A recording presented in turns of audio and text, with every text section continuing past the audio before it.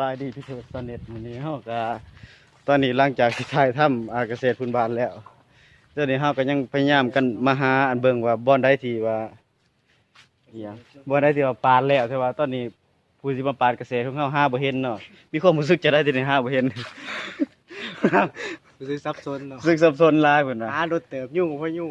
ซอเลยเดี๋ยวนี้อันเพิ่นว่าถากไว้ประมาณ10อันแต่ว่าบ่เห็นเดี๋ยวนี้ เวทอันหนึ่ง บ่เห็นอันหนึง เข้ามาติดตามลุ้นนำกันกับเราเนาะว่าเราสิสับสนไปกว่านี้หรือว่าเราสิเห็นสงสัยสิสับสนไปกว่านี้เพราะว่ามานั่งเบิ่งไปเกือบชั่วโมงแล้วเราบ่เห็น